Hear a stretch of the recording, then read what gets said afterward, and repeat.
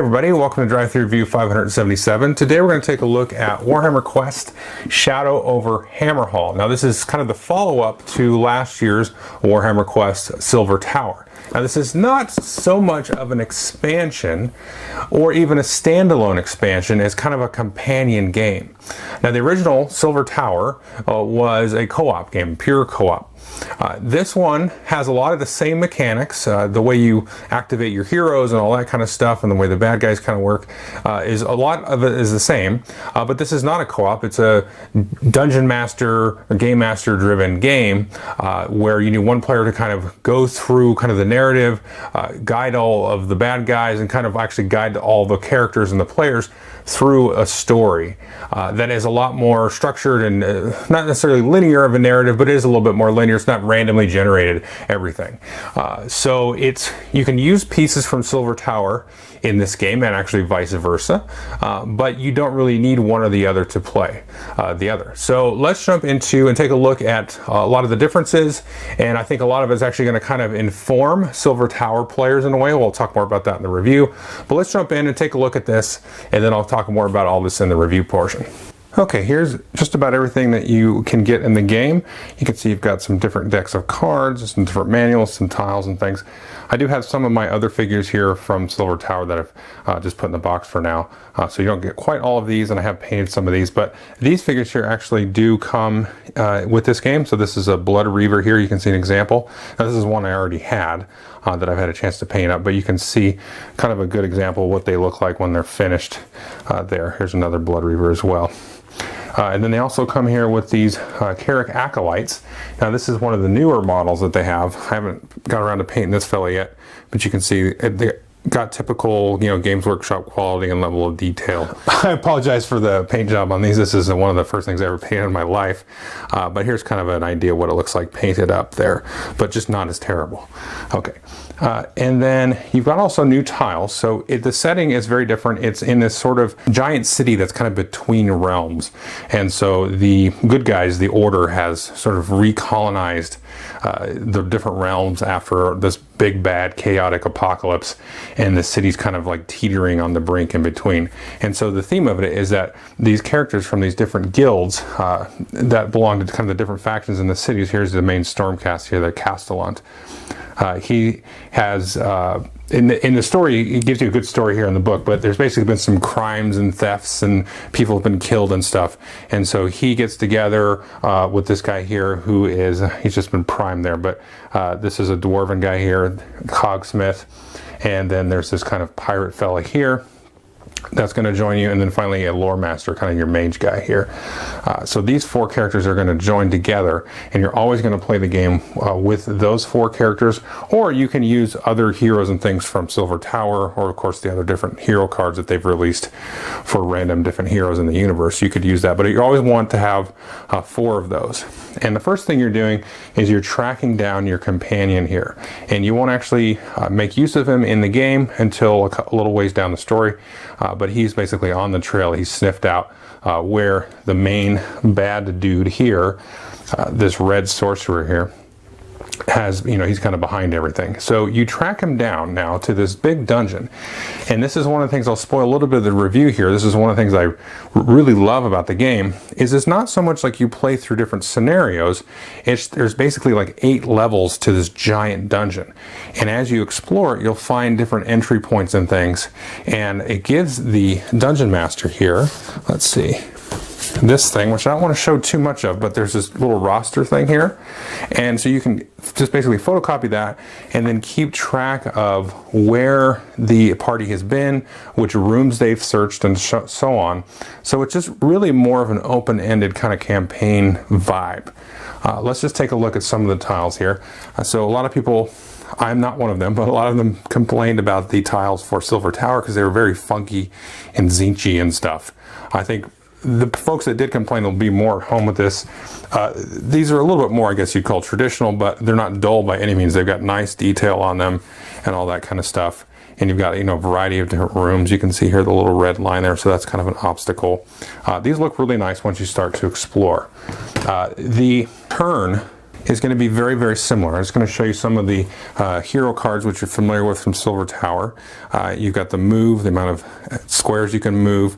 This is the amount that you'll need to roll on a save if you take a wound. If you need to make an agility test of some kind, sometimes you get pinned by an enemy, you've got to make that roll. And then you've got different weapon abilities here, and you've got slots for your 4 dice. So you're always going to roll your 4 dice to start the turn, and then you're going to be able to take actions on that. And that's similar to Silver Tower. And I'll go over that a little bit more detail in a second. But you've also got here kind of the Destiny board as well. And this is also similar to Silver Tower. Now, for everybody's taking their turn, as well as the adversary player, you're going to roll the 5 dice there. And then any dice that you have that are the same, like these 2 ones are the same, they're going to come out. And you're going to have access to this pool of dice that all the players can use on their turn. Maybe they didn't roll so hot, or they really needed like a 6 or something to activate their big special ability. I could say, okay, I'm going to use the 6 and take one of my special abilities or my attacks on my card. And then you always, when you do that though, you have to lock the next highest die that's available. So there's a limited supply, even though everybody shares them. So now we've only got the 2 left, so somebody could use that maybe to search or move or something like that. Now this will also cause unexpected events. So at the beginning of the round, if you roll this and none of these are moved, so let's see, you got 1, 2, 3, 4, 5, for example. There's the 3, there it is. And so none of these are going to get removed because we've got no dupes. So that's going to cause an unexpected event, and that's going to change based on kind of how far down the dungeon you are. And then the DM is going to be able to then roll off on the table, and you're going to see what kind of expected event, maybe an ambush, maybe kind of special thematic thing, sometimes maybe a good thing. The other thing that will trigger an unexpected event is if you remove all of these. So let's say we paired these off and these 3 were all the same, and you didn't get any Destiny dice this round because they're all matched at least one other die. That will also trigger an unexpected event. And this is also your renown tracker. So as you do killing blows to different monsters, your renown is going to go up. Each player will get a little token here. And then each player has a special thing here at the bottom. In addition to their special abilities and their traits, you've also got this, and this is the Castellan here, and he says, if you stun 3 or more adversaries with the warding lantern, and that's the lantern there, that's an ability they can do, then you gain a renown. So everybody's going to have like a special thing in addition to killing that's going to cause you to gain renown. Now every time you make a full trip around this board, just like Silver Tower, you're going to be able to then, you draw 2 skill cards, and then you keep 1, and then these will stay with you. This is kind of like you're leveling up. But in this game, there's actually levels. So during the course of going through the campaign, there's going to be these achievements here. And the campaign book will tell you when to do that. And so we'll just flip the first one up here. And it says, the heroes all gain 1 level of experience. So everybody starts at level 1. And what that means is you can keep 1 skill card at any time. So if I go around the board here, I draw 2, maybe I want to keep this one here, this disarming strike. I go around again, I'll draw 2 more, and then I can keep one of these, but I have to replace this one if I want to keep them until you level up. So until you get this first achievement here, which gives you basically a level, then you can only have 1, and then after this everybody can have 2, and then so on. So you can start to keep more of these as time goes by. There's also treasure cards here, and these are going to be got in a variety of different ways. There'll be specific cards that you'll go tell you to fish out based on very specific things that will happen in the campaign. You'll be able to kind of get them randomly. You'll be able to go back to town, which I haven't mentioned, in between. You kind of like can take a breath, because I said, you know, it's a big, huge dungeon. You can take a breath there. And then maybe you can go, you know, do variety kind of in-town types of things to get extra treasures here. And then there's also very specific artifacts that you can get as part of the campaign. And finally, when you're in town, you can get these kind of special effects from the red U-Gull here. And these will give you kind of little bonuses that you can do. I just want to quickly go through some of the printed material you get here. This Guild Getting Starting page here is very handy because it just gives you a real basic way to say, okay, here's all the stuff you can do on your turn. If you're trying to teach people to play, maybe you're the DM. This is very quick and easy. Everybody's like, okay, I got the hang of this. It's super easy. If you played Silver Tower, you don't even need to read that. The next thing we'll look at here, we got the assembly guide. This is pretty nice. It's just all full color. It tells you very easily how to put all this stuff together, and all this stuff does go together very well. well. And then you've got here the main kind of guidebook, and this is the rules for the game, but there's a pretty involved story here. I kind of gave you the quick summary of it, but this is kind of nice. It does give the setting a lot of flavor and everything, so it's a pretty good little read there, and it gives you little maps of the towns, and there's a nice big map there as well. And then it gives you kind of the basic rules and all this kind of stuff inside here, how the turns are going to work and everything like that. And then it gives you some painting guides here in the back, which are pretty useful. And then we're going to take a look finally at this one. You can see these are exotic adversaries here. So this is some of the stuff I printed out from Silver Tower. So these are extra units and things that you can add into this game. So you can kind of spice up the different monsters and stuff. Now this one I want to be a little bit careful about showing you too much of it, because certain things will happen in certain ways, and so there'll be kind of minor spoilers that might be shown here, but I'll be very careful about that. So like I said, you've got here, this is the first dungeon, and so if you're a player you really shouldn't be looking at this, but you can see you've got different passages, and that's what I'm going to show you. So it's a very specific way that the dungeon itself kind of comes out based on where you're at, and these all link together into, like I said, a giant dungeon, which is very, very interesting. But let's kind of skip ahead, because I'll talk more about how the dungeon unfolds in a minute. You can visit Cinderfall, which is kind of the main sort of district here in town. You'll have a random occurrence on the table. This is going to happen once you leave the dungeon or you get kicked out.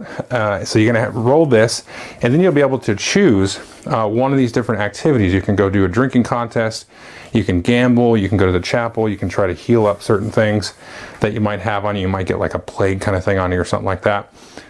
You can go to pit fighting. Now all of this is going to require gold, and you're going to get gold tokens through searching and other means during the campaign, and this is where you're going to spend it, and this is where you can maybe get some of the other treasures and things like that. And then they've also got the stats back here for all the different adversaries and all the stuff that they can do, real similar to that kind of template they have for Silver Tower.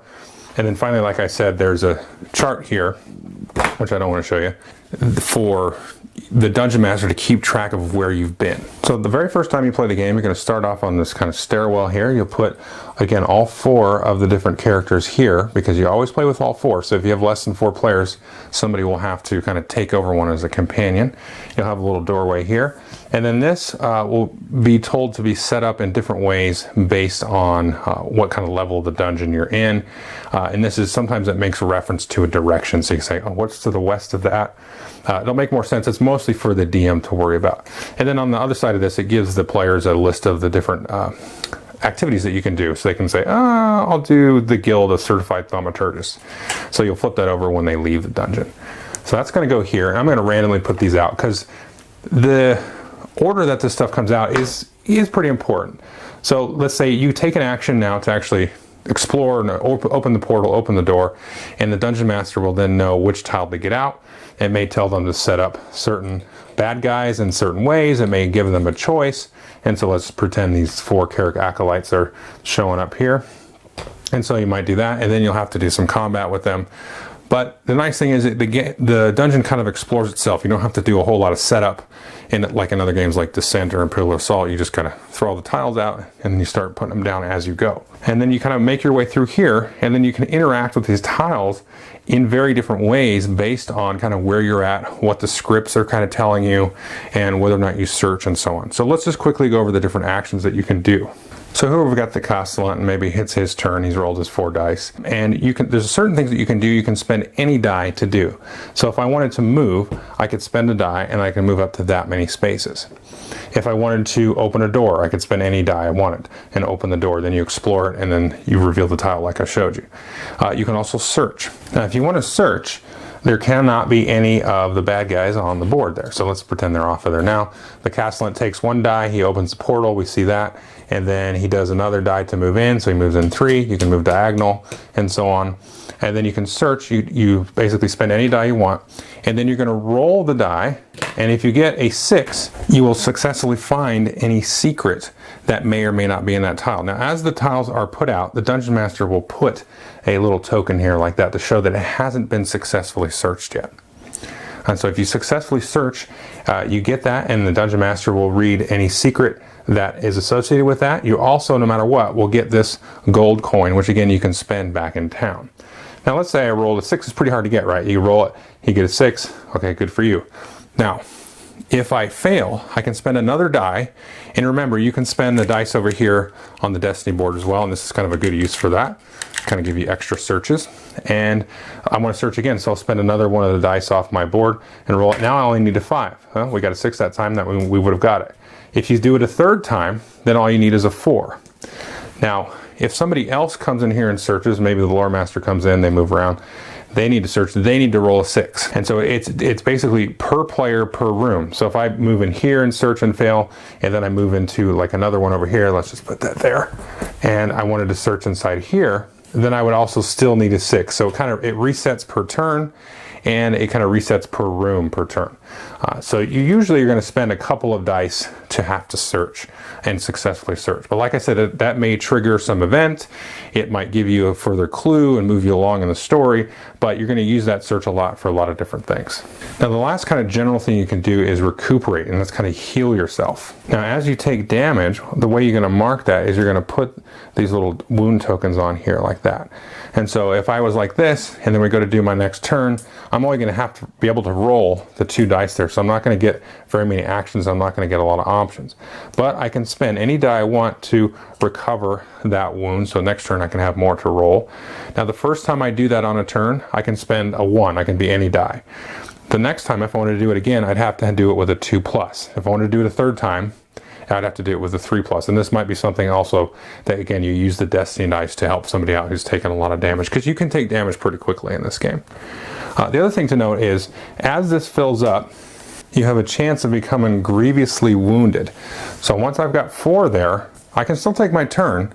I can just use Destiny dice, but if I take another one, my character is going to be knocked out. He's going to come off the board, and then these are going to get wiped out, and he's going to go back on the board only once we clear, again, the board of all of the monsters on the board.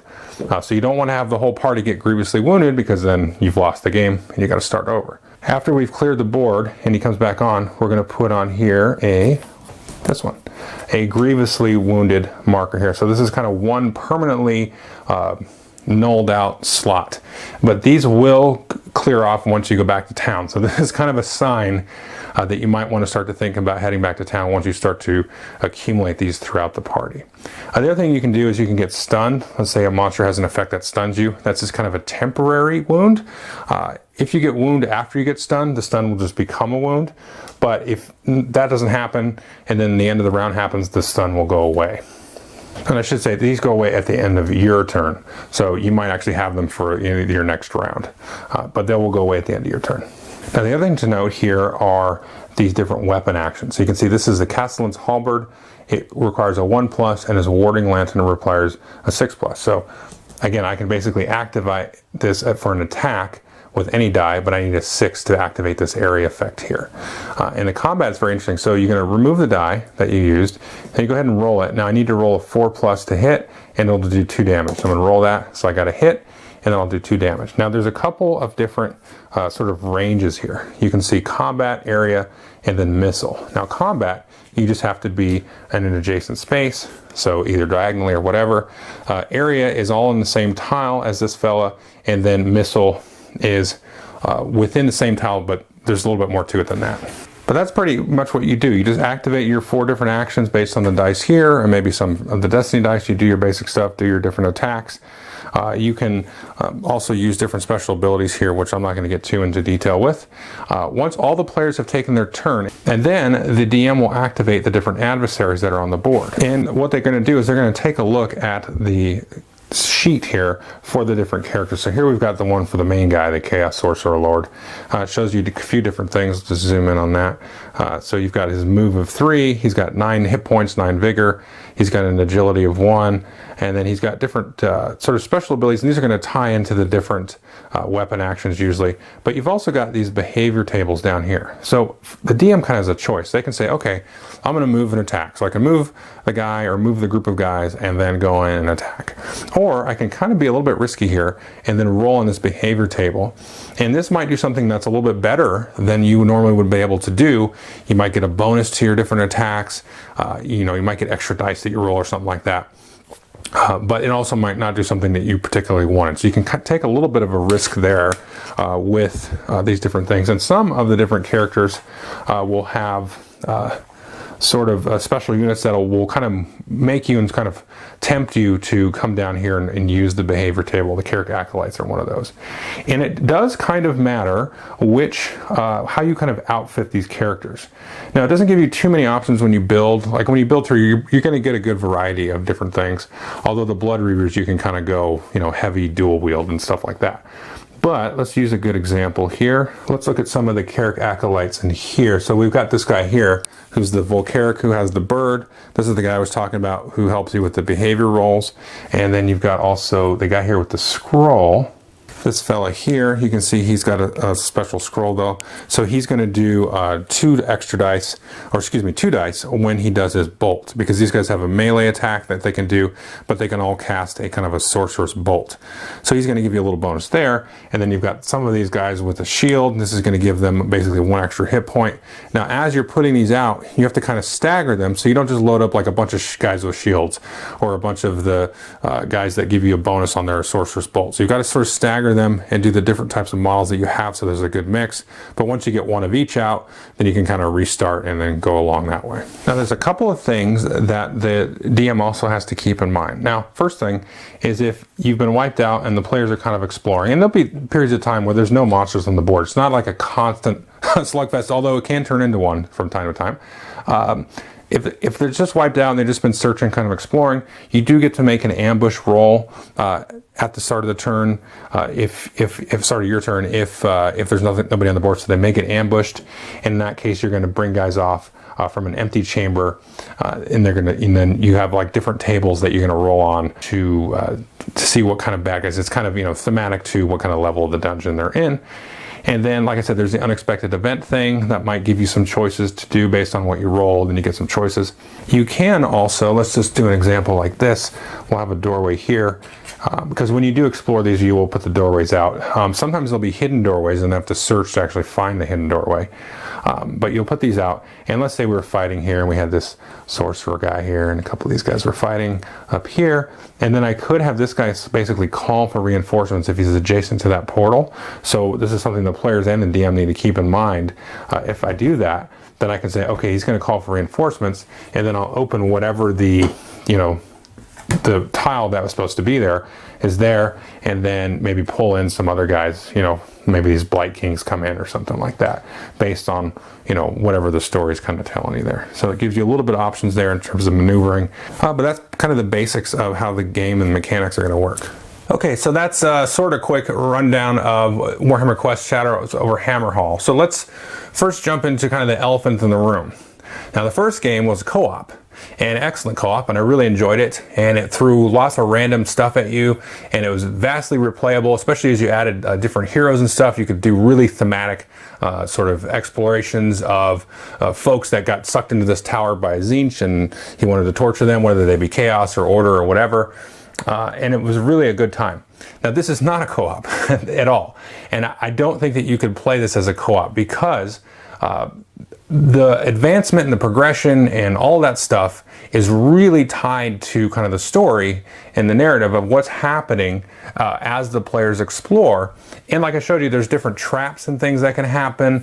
Certain rooms will be like revealed. So, you know, as you explore and you see the doorways, okay, I'm going to go here and here. But there might be other things that will trigger, like, I'm trying not to spoil, but like maybe a pit collapses and then it reveals some more monsters or something. I totally made that up, but but there's certain things that will happen that will change the rooms, and the room layouts are pretty important. Sometimes you'll combine multiple tiles and it'd be like one giant huge chamber with lots of guys in there, and it might just be like little tiny corridors and stuff. So that's all super tied to what the DM is going to be driving and sort of narrating for the folks. And there's lots of flavor text and things. And there's also very kind of intricate puzzles and things that the DM is going to have to kind of guide the players through. I don't want to sound like it's really complicated, but it's just certain things that, like, if you knew about it, you could just solve them because you'd read it and be like, okay, I would know what the answer is, and I know how to do this thing. So you can't really do that and, you know, make it a co-op. So it's very interesting though, because you can pull in some of the exotic adversaries and stuff from the other things and throw them in here. There's rules for that.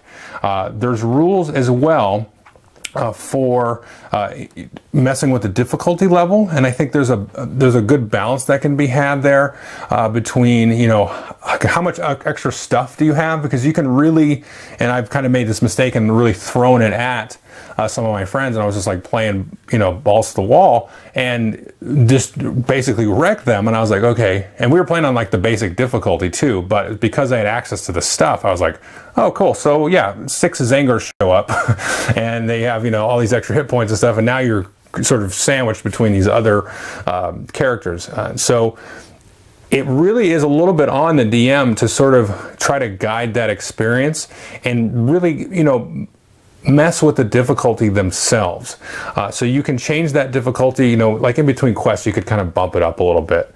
And it basically changes a little bit of your ambush rolls, and it gives everybody an extra hit point and stuff like that. You could take those rules right back into Silver Tower too, because it's got rules for ambushes and stuff like that. So this is really a DM guided type of experience, but I think for that it's really, really interesting and fun. And like I said, kind of during the walkthrough, the main thing that really has sold me on the game is the giant epicness of this massive 8-level dungeon. It's not like you go through different scenarios and do these different things. And that's one thing. I mean, we played through Imperial Assault, and I love Imperial Assault, but all of them are just like a race to get to like this spot before turn 5. And then that's like all the scenarios, and Descent is like that too. Get here before the, you know, Overlord gets all these extra powers and just starts hammering the crap out of you. This is not like that. This is a lot different in terms of how it paces out. You're going to have a lot of time where there's not much going on in terms of combat, but there's, you know, the players are exploring, they're researching. You're going to tell them like, oh, you hear like scratching on the wall or something over here, and so they're going, okay, what's over there? Or you can see footprints, or there's a dead body and stuff like that. So you can kind of narrate that through, you know, through that. So it's a very different kind of dungeon crawl experience. And what's going to happen is as you kind of go down these levels, you'll find these other exits. And so as the players get kind of beat up, and they will, they have to kind of make the decision, okay, if we do a total party wipe, then we're going to lose, you're going to lose the renown, you'll lose the treasures, you won't lose any skills, and I think you lose your gold too. I have to double check that, but you lose that stuff, and then, you know, you've got to kind of start over, but you didn't really get to keep all the cool stuff that you had. So you've got to kind of make a decision to maybe make a run for it, and you could likely be making a run for it, and then getting back, finding an exit, getting out, and then you can kind of come down like a little bit further down the dungeon. But it doesn't go like progressive, like a straight linear thing. It will branch and arc and stuff like that.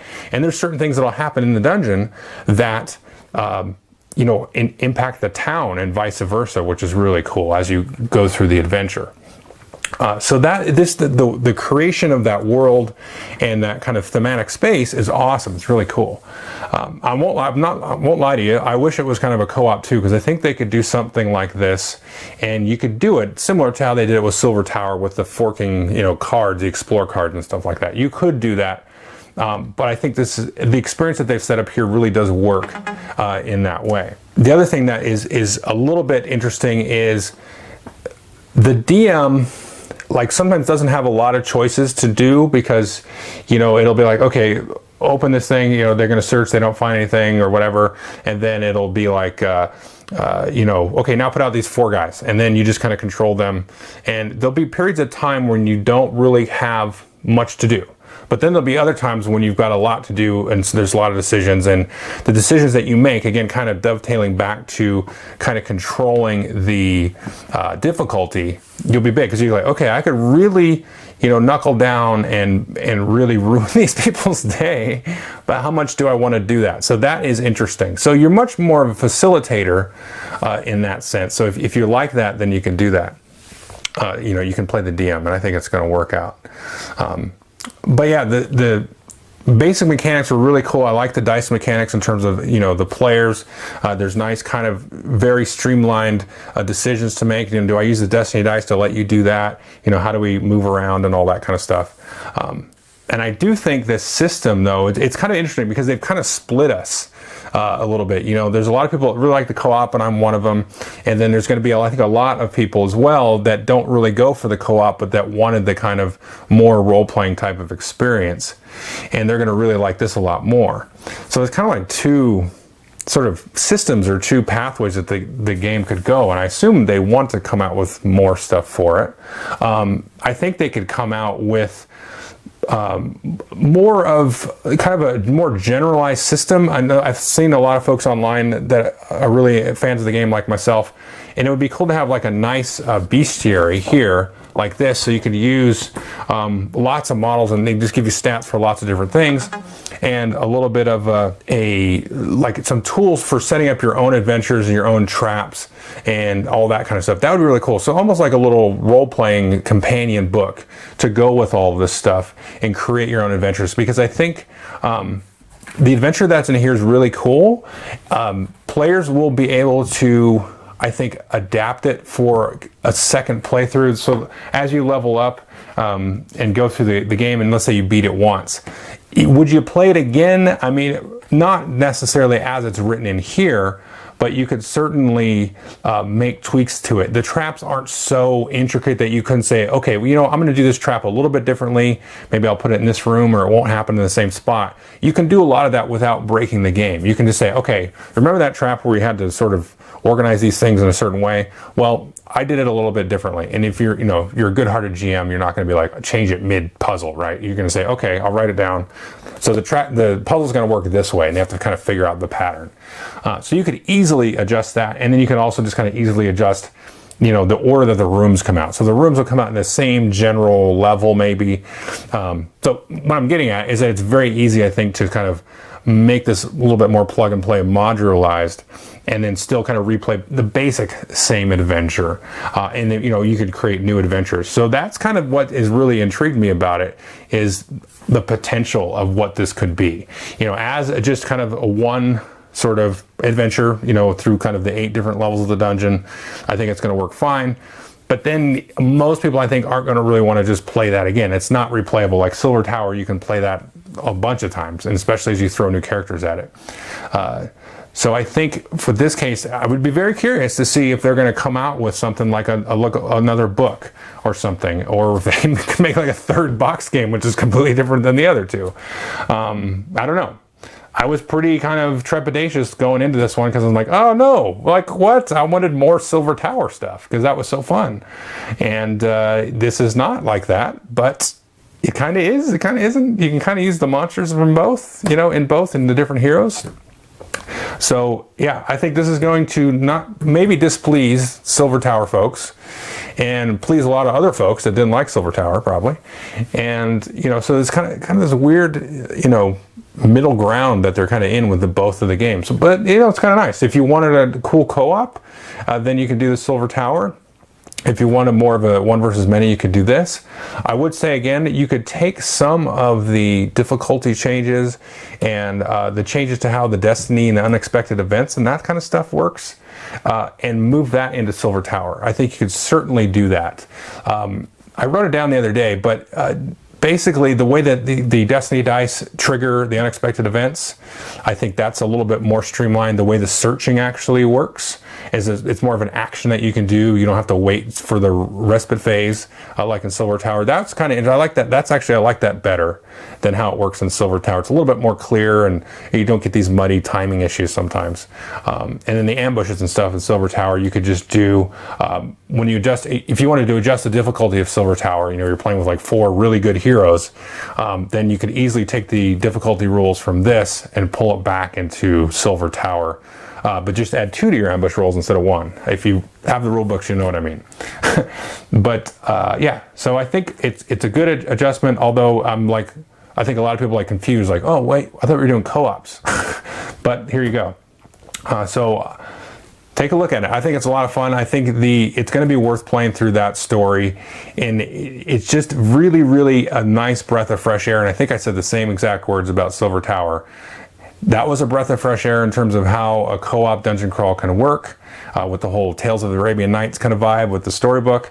And again, with the theme here, I think that this is a nice breath of fresh air in terms of these one versus many games. There's not another one versus many game like this that I've played that is, you know, is so kind of anchored into that thematic aspect of it. And if you're an Age of Sigmar person, there's a lot of interesting tidbits about like who this fella is here, the Sorcerer Lord.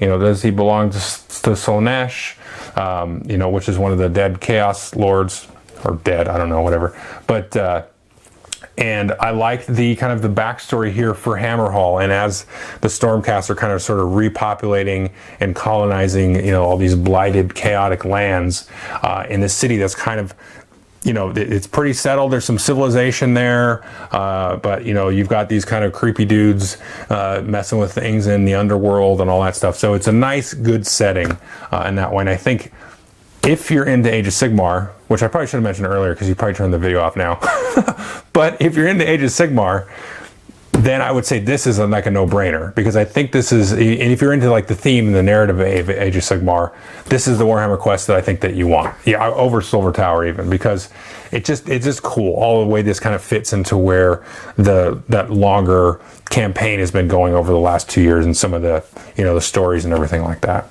So definitely take a look at this one. Thanks.